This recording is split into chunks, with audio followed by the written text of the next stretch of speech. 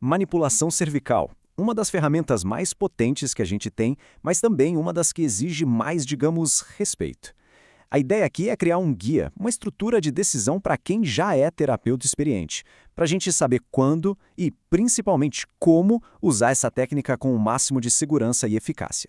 Vamos passar por 6 etapas bem importantes. Primeiro, a gente vai pesar os benefícios contra os riscos. Depois, a triagem vascular, que não tem negociação.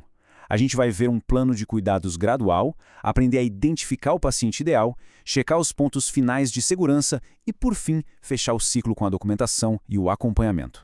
Muito bem, vamos começar. É fundamental a gente pensar na manipulação cervical como uma balança. Sabe, de um lado, o que ela pode oferecer de bom, do outro, os riscos que, mesmo sendo raros, a gente precisa conhecer. E aqui está o centro da nossa decisão clínica. É exatamente essa balança. De um lado, temos 3 grandes grupos de benefícios que a gente busca. E do outro, a realidade dos riscos. Um peso que a gente tem a obrigação de conhecer e, claro, de diminuir ativamente. Ok, vamos abrir um pouco esses benefícios. E os mecânicos são bem diretos. Mais espaço na articulação, melhora de movimento. Depois, os neurofisiológicos, que é quando a gente consegue modular a atividade nervosa, basicamente enganar a dor. E por último, um que a gente não pode nunca subestimar, o psicológico. A expectativa do paciente conta, e muito, para o sucesso do tratamento. Agora, vamos colocar os riscos em perspectiva. O risco de acontecer qualquer evento adverso grave é baixo, na casa de 1 para 10 mil. Mas se a gente falar especificamente de um evento vascular, como da artéria vertebral, esse número despenca para 6 em 10 milhões. Isso não é para a gente ficar mais tranquilo, hein, viu? Pelo contrário, isso mostra que a triagem é a nossa ferramenta mais importante para encontrar essa agulha no palheiro. E isso nos leva direto para o ponto mais crítico de todos, a triagem de risco vascular. É o primeiro passo, é obrigatório e não dá para pular. Simples assim. E a nossa principal ferramenta para isso são os famosos 5Ds e 3Ns. É bom pensar nisso como um checklist de segurança. A presença de qualquer um desses sinais é um grande sinal vermelho. É para parar, investigar e, na maioria das vezes, esquecer a manipulação naquele momento. E por que isso é tão importante? Porque 66% das pessoas com uma dissecção arterial diagnosticada tiveram algum desses sintomas no mês anterior ao evento. Ou seja, essa triagem não é só uma formalidade, é a nossa melhor chance de prevenção. Bom, com base nessa triagem e no nosso exame, existem as contraindicações que são absolutas. Se qualquer uma dessas condições aparecer, a manipulação está fora de cogitação. São bandeiras vermelhas bem claras que não podem, de jeito nenhum, ser ignoradas. Depois das contraindicações absolutas, a gente tem as precauções. São as bandeiras amarelas. Elas não dizem pare, mas sim vá com calma e pense bem. Aqui o raciocínio clínico tem que ser ainda mais afiado e a documentação tem que justificar muito bem por que a gente decidiu seguir em frente. Certo. Digamos que a triagem não mostrou nenhuma contraindicação. A melhor prática não é ir direto para a manipulação. A proposta é uma abordagem gradual, uma progressão ao longo de algumas sessões. A palavra-chave aqui é progressão. Primeira visita, calma. Foco em mobilizações e em criar uma relação de confiança. Na segunda, a gente pode pensar numa manipulação torácica para testar a resposta. A manipulação cervical mesmo só entra em cena lá pela 3ª visita e só se a resposta anterior foi boa e a indicação clínica continua forte. É uma escada, não um elevador. E o ponto central é este. Essa abordagem gradual não é só sobre segurança, é sobre eficácia também. A gente consegue ver como o corpo do paciente reage e fortalece a relação terapêutica, o que, por si só, já melhora os resultados.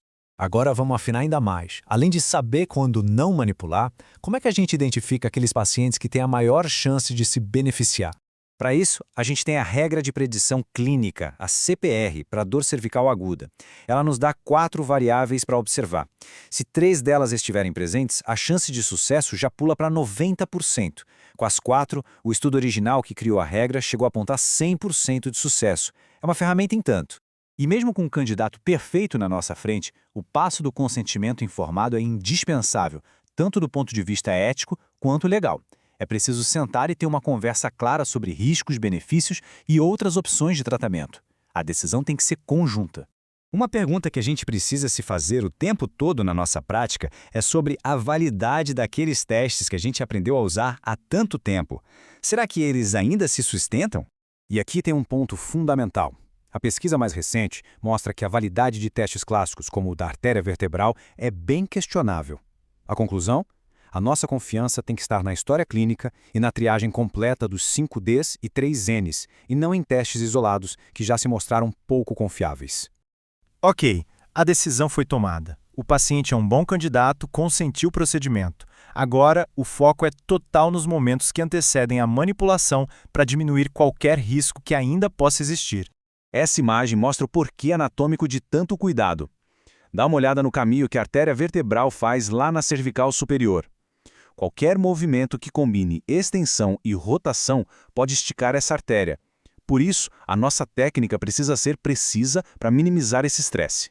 E antes do impulso, o último teste de segurança, o teste posicional pré-thrust. A gente leva o paciente para a posição exata da manipulação, segura por uns 10 segundos e observa. Olhos abertos, atento a qualquer sinal de tontura, nistagmo, é a nossa verificação final de segurança. A manipulação foi realizada, mas o nosso trabalho não acabou. O acompanhamento e a documentação são os últimos passos que fecham esse ciclo de cuidados com total responsabilidade. É super comum o paciente relatar uma dorzinha ou uma tontura leve depois. Nosso papel é monitorar e orientar. A gente faz um contato em 24 horas e a expectativa é que mais da metade desses efeitos menores já tenha sumido em 48 horas. E, para fechar, fica essa reflexão. Adotar uma estrutura de decisão como essa não é sobre ter medo de usar a técnica. Pelo contrário, é sobre ter o respeito necessário para usá-la da melhor maneira possível, elevando o padrão da nossa prática para conseguir os resultados mais seguros e eficazes.